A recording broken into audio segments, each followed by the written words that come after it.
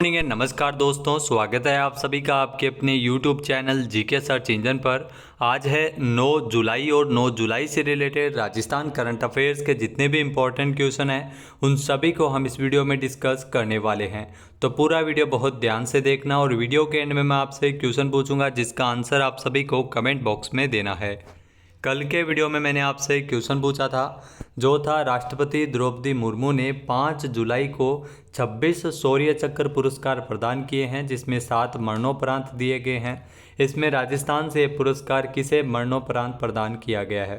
तो विकास भांबू और मेजर मुस्तफा बोहरा, इन दोनों को ये पुरस्कार मिला है, यानी कि सी ऑप्शन यहाँ पर बिल्कुल सही था। जिन दोस्तों ने सी ऑप्शन कमेंट बॉक्स में सही जवाब दिया था उनको हार्दिक शुभकामनाएं। जी हाँ दोस्तों, राष्ट्रपति द्रौपदी मुर्मू ने 5 जुलाई को 10 कीर्ति चक्र प्रदान किए जिसमें 7 मरणोपरांत दिए गए, 26 शौर्य चक्र प्रदान किए जिसमें 7 पुरस्कार है वो मरणोपरांत थे, जिसमें राजस्थान के 2 वीर शहीद मेजर मुस्तफा बोहरा और मेजर विकास भांबू को भी मरणोपरांत शौर्य चक्र से नवाजा गया था। हनुमानगढ़ जिले के रामपुरा निवासी विकास भांबू और उनके को पायलट उदयपुर के मेजर मुस्तफा बोहरा 21 अक्टूबर 2022 को अरुणाचल प्रदेश में बॉर्डर एरिया में हेलीकॉप्टर पर टोही मिशन पर थे और हेलीकॉप्टर क्रैश हो गया था जिसमें ये दोनों जवान शहीद हो गए थे। तो चलिए स्टार्ट करते हैं आज के राजस्थान करंट अफेयर्स। पहला क्वेश्चन है, हाल ही में एशिया का पहला high speed dedicated railway testing track है वो राजस्थान में कहाँ बन रहा है? जहाँ ट्रेन की टेस्टिंग यहाँ पर की जाएगी। एशिया का जो पहला high speed dedicated railway test track है ये बनाया जा रहा है नावा में, यानी कि ए ऑप्शन यहाँ पर बिल्कुल सही है। नावा आता है डिडवाना कुचामन जिले में। आइए जानते हैं इम्पोर्टेंट फैक्ट्स। तो राजस्थान के जोधपुर मंडल के नावा में एशिया का पहला high speed dedicated testing track का निर्माण कार्य किया जा रहा है। तकरीबन 810 करोड़ रुपए की लागत से बनाया जा रहा है। ये ट्रैक 2 चरणों में बनकर तैयार होगा। नावा वर्तमान में राजस्थान के डीडवाना कुचामन जिले में स्थित है। फिलहाल पहले चरण में ये टेस्ट ट्रैक 25 किलोमीटर लंबा ट्रैक बन रहा है जिसमें से 9 किलोमीटर का हिस्सा बनकर तैयार हो चुका है। अगले 2-3 महीनों में पहले चरण का पूरा 25 किलोमीटर का लंबा ट्रैक है वो बन जाएगा। इसके बाद दूसरे चरण के लिए 37 किलोमीटर लंबे घुमावदार और मोड़दार ट्रैक का निर्माण कार्य किया जाएगा। यहाँ पर 2025 तक इसको पूरा करने का लक्ष्य रखा है। इस ट्रैक पर 220 किलोमीटर प्रति घंटे की रफ्तार से हाई स्पीड ट्रेनों की टेस्टिंग की जाएगी। नेक्स्ट क्वेश्चन है, राजस्थान के सरकारी स्कूलों में रामलला प्राण प्रतिष्ठा दिवस के रूप में वार्षिक उत्सव कब मनाया जाएगा? यहाँ अब सरकारी स्कूल के जो कैलेंडर और उत्सव का जो कैलेंडर होता है उसमें भी रामलला प्राण प्रतिष्ठा दिवस को शामिल किया है और ये वार्षिक उत्सव मनाया जाएगा 22 जनवरी को, क्योंकि 22 जनवरी के दिन ही अयोध्या में रामलला प्राण प्रतिष्ठा आयोजित हुई थी, रामलला की मूर्ति स्थापित हुई थी, मंदिर बना है, यानी कि बी ऑप्शन यहाँ पर बिल्कुल सही है। आइए जानते हैं इम्पोर्टेंट फैक्ट्स। तो राजस्थान में 22 जनवरी की तारीख को वार्षिक उत्सव दिवस की सूची में शामिल किया है। राजस्थान के वर्तमान में शिक्षा मंत्री है मदन दिलावर। उनके आदेशानुसार शिक्षा विभाग ने इस तिथि को वार्षिक उत्सव की सूची में शामिल करते हुए जो वार्षिक कैलेंडर जारी किया है त्योहारों का और उत्सव का, राजस्थान के सरकारी स्कूलों में अब 22 जनवरी को रामलला प्राण प्रतिष्ठा दिवस के तौर पर मनाया जाएगा। इसके अलावा राजस्थान स्कूल शिक्षा परिषद ने हाल ही में स्कूल के त्योहारों के कैलेंडर में 22 जनवरी को जोड़ा गया है। नेक्स्ट क्वेश्चन है, हाल ही में राजस्थान में किस खेल के खिलाड़ी मोहम्मद कैफ का चयन सेफ गेम्स के लिए एक बार फिर से भारतीय टीम में चयन किया गया है? तो ये मोहम्मद कैफ है और ये फुटबॉल के खिलाड़ी है, यानी कि बी ऑप्शन इसका बिल्कुल सही है और इनका चयन भारतीय फुटबॉल टीम के लिए किया गया है। आइए जानते हैं इम्पोर्टेंट फैक्ट्स। तो राजस्थान के फुटबॉल खिलाड़ियों के जो खिलाड़ी मोहम्मद कैफ का चयन सेफ गेम्स के लिए एक बार फिर से भारतीय टीम में किया गया है। राजस्थान फुटबॉल संघ के सचिव दिलीप सिंह शेखावत ने बताया कि पिछले साल मोहम्मद कैफ भारतीय टीम के कप्तान थे। राजस्थान से दूसरी बार राष्ट्रीय प्रतियोगिता में राजस्थान के कोई राष्ट्रीय स्तर का चयन टीम इंडिया में किया गया जिसमें मोहम्मद कैफ है, ये भारत का प्रतिनिधित्व करने वाले हैं। इनका चयन है वो भारतीय फुटबॉल टीम में हुआ है।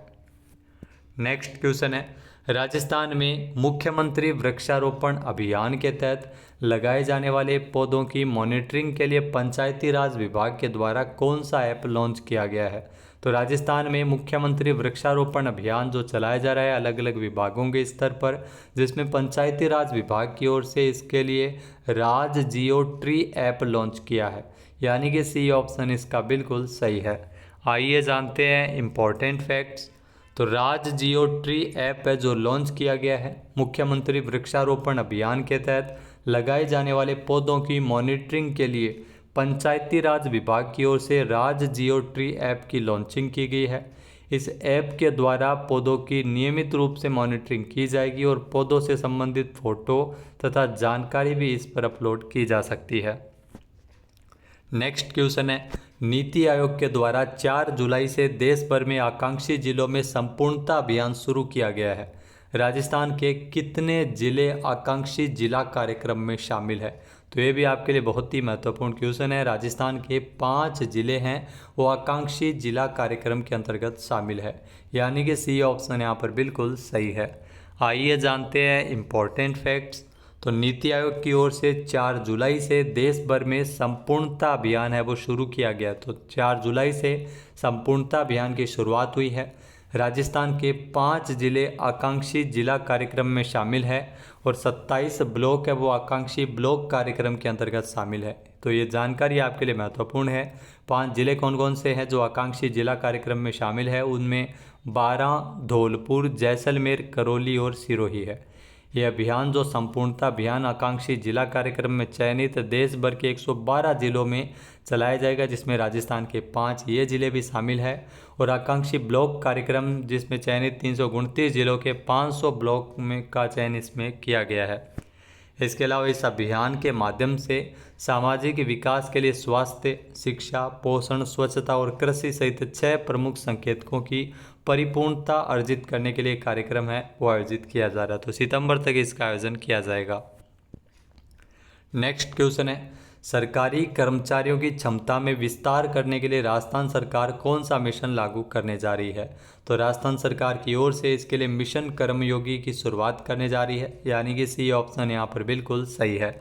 आइए जानते हैं इम्पोर्टेंट फैक्ट्स। तो सरकारी कर्मचारियों की क्षमता में विस्तार करने के लिए राजस्थान सरकार अब अपना मिशन कर्मयोगी लागू करने जा रही है। यह योजना केंद्र सरकार की है जिसे सितंबर 2020 में केंद्रीय कैबिनेट ने मंजूर किया था। इसमें कर्मचारियों की क्षमताओं का विस्तार करने के लिए उनके स्किल्स डेवलपमेंट के कोर्स करवाए जाते हैं, जिसमें कर्मचारियों को ट्रेनिंग प्रदान की जाएगी, ई लर्निंग कंटेंट दिया जाएगा। इसमें कोर्स कंप्लीट करने वाले कर्मचारियों को सर्टिफिकेट भी दिया जाएगा। हालांकि यह योजना केंद्र सरकार के कर्मचारियों के लिए लागू की गई थी, लेकिन इसके बाद कई राज्यों ने भी इसे अपनाना शुरू किया है, जिसमें राजस्थान भी एक है।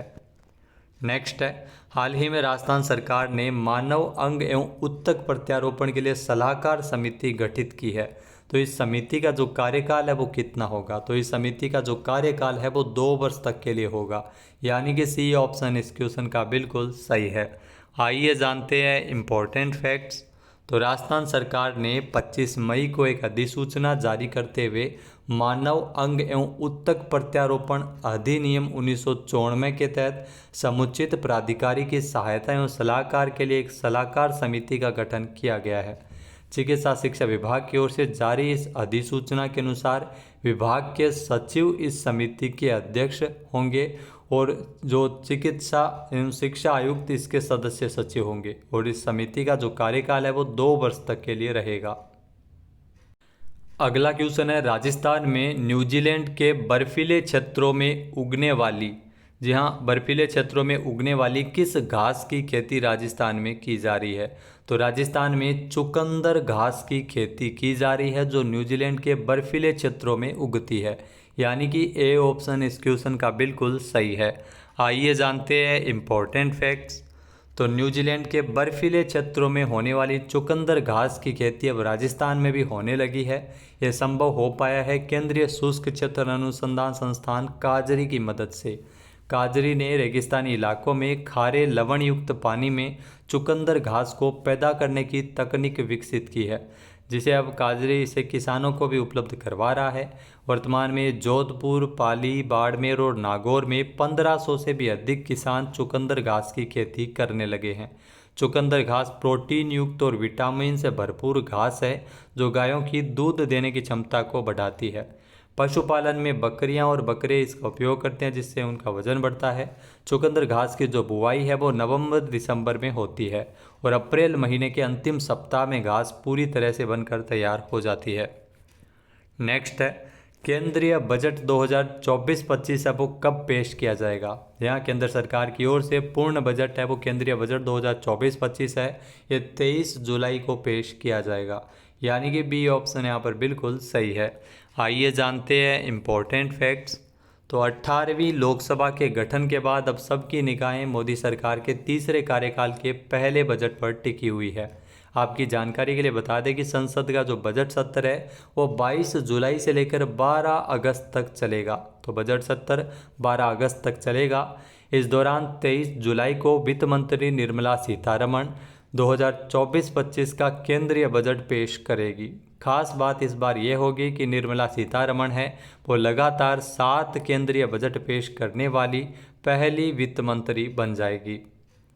नेक्स्ट क्वेश्चन है मसूद पेजेश्कियान को हाल ही में किस देश का राष्ट्रपति चुना गया है। तो मसूद पेजेश्कियान को हाल ही में ईरान का राष्ट्रपति चुना गया है, यानी कि ए ऑप्शन यहाँ पर बिल्कुल सही है जो आप तस्वीर में देख रहे हैं। आइए जानते हैं इम्पोर्टेंट फैक्ट्स। तो ईरान में हाल ही में राष्ट्रपति चुनाव हुए हैं जिसमें सुधारवादी नेता मसूद पेजेश्कियान इन्होंने शानदार जीत दर्ज की है। उन्होंने कट्टरपंथी नेता सईद जलीली को हराया है। जहां अधिकारियों के द्वारा पेश की गई वोटों की गिनती में पेजेश्कियान को 16.3 मिलियन वोटों के साथ विजेता घोषित किया गया, जबकि जलीली को 13.5 मिलियन वोट ही मिले थे। अब बात करते हैं आज के हमारे क्विज के, जिसका आंसर आप सभी को कमेंट बॉक्स में देना है। तो आज का क्विज है राजस्थान सोलर एसोसिएशन की ओर से 3 दिवसीय भारत सोलर कंपोनेंट एक्सपो की शुरुआत है वो कब की गई है। एक बार फिर से सुनिएगा, राजस्थान सोलर एसोसिएशन की ओर से भारत सोलर कंपोनेंट एक्सपो की शुरुआत है वो कब से हुई है। सही आंसर आपको कमेंट बॉक्स में देना है और अगर ये वीडियो आपको पसंद आए तो इसे लाइक और शेयर करना बिल्कुल ना भूलिएगा। चैनल पे नए जुड़े हो, सब्सक्राइब नहीं किया है तो फिर सब्सक्राइब बटन पे क्लिक करें। इस वीडियो की जो PDF फाइल है वो आप वीडियो के डिस्क्रिप्शन बॉक्स से डाउनलोड कर सकते हैं। इसके अलावा दोस्तों इसी चैनल पर राजस्थान के आयोग का प्रमुख वीडियो है वो जारी किया गया है, जिसमें आपके सभी महत्वपूर्ण क्वेश्चन, आयोग से भी कई बार बहुत सारे क्वेश्चन आते हैं, जिसमें मानवाधिकार आयोग हो गया, सूचना आयोग हो गया, निर्वाचन आयोग हो गया, यहाँ से भी काफ़ी सारे क्वेश्चन एग्जाम में पूछे जाते हैं। तो ये वीडियो आपके लिए ज़रूर महत्वपूर्ण है क्योंकि इसमें अपडेटेड है आयोग के वर्तमान में नवीनतम नियुक्तियाँ की गई है, जिसमें काफ़ी महत्वपूर्ण वीडियो है जिसे आप देख सकते हैं। जय हिंद, जय भारत, जय राजस्थान।